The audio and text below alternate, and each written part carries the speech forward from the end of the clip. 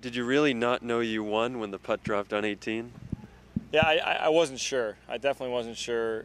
I went over and shook Ryuji's hand after I finished, and he said, "Congratulations." And I said, "Did I win?" And he kind of looked at me funny, and he said, "Yeah," because there weren't any scoreboards around on 18 that I could see, and I really wasn't focused on it. All I was trying to do was just play my best and let the score add up for whatever it was, and so it was a little bit of a surprise and obviously a pleasant one when they said, "Yeah, you did win." I'm like, "Yeah, all right." Talk about the 245 footers you drained on Sunday for birdie. Yeah, I mean, on that golf course, if you just hit the green, you're doing pretty well, being a long, difficult course, and so I'm just firing a lot of the middle of the greens there, and on the third hole, on the 11th hole, I just hit nice putts that just from one side of the green to the other, and we're able to go in. So that obviously opens up the hole and relaxes you a little bit when you're able to make a couple of bombs like that. Putts like that, are you trying to make it or are you trying to get it close? Neither. You're just picking your line and picking your speed and just making your stroke. I'm trying to get away from that result and just go through the process of what I do each putt. So hopefully I'm not thinking about any result when I'm over those putts. What did you learn from this win? I learned that I'm going the right direction. I learned that all the team members that we have that have helped me over the last few years, we're doing the right thing, and it's just great encouragement that we're going the right direction and just continue down the process that we're going. Did you make any changes this off season? Anything drastic, workout-wise or equipment? Or yeah, I sat down with Greg Rose and my staff of guys that trainers and my manager and caddy, and we essentially changed everything, just the way we were going to think on the golf course, what our goals were, and we decided that it was going to be less and less about results and more about the process. And so really that's kind of what we decided. The simplest way to put it was that we were just going to do all we could, determine what it is that we do before, during, and after a shot, and then outside of that we can't control the results, so why worry so much about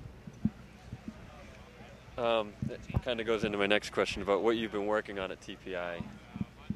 Yeah, I mean, Greg is not only my swing coach, my fitness instructor, but one of my best friends, and we talk pretty much every day, and we talk a lot about golf, but we also talk a lot about life, and he's helped me make some critical decisions in life off the golf course as well, and so we've been working on really everything. We've spent a lot of time on the wedge play, and Greg 3D'd some guys who are great wedge players, and I felt like that was a weakness in my game. So we looked a lot at the left wrist on the 3D, and just Greg said I had the face closed and my left wrist was a little too bowed, and so we started experimenting with that a little bit.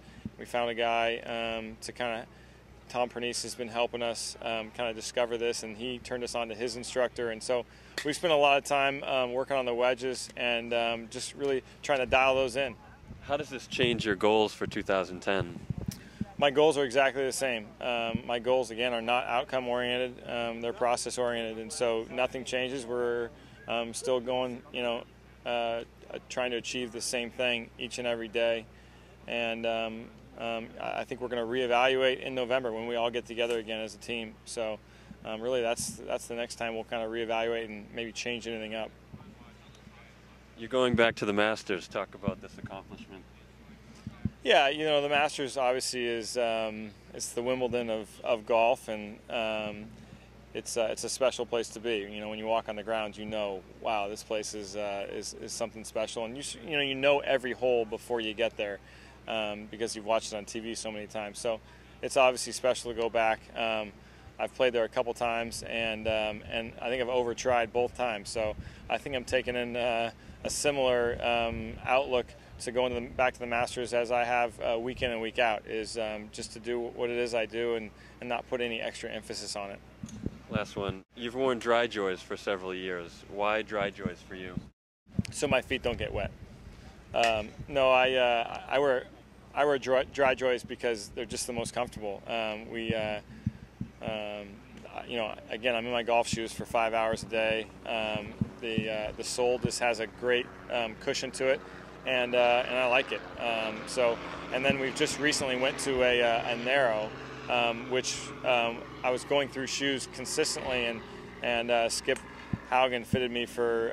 He said, "Wow, you know, your foot's pretty narrow. You know, let's try you in a narrow," because I seem to be having some sliding, some lateral sliding going into the ball, and shoes would really wear out in a few weeks. And so ever since we've gone to a narrow, I mean, I'm never ordering shoes anymore. They just like fit perfect, and I've just got a stack of shoes at my house that I haven't gotten through yet. So they're just the most comfortable shoes that I've ever worn on the golf course, and just excited about them. They're perfect.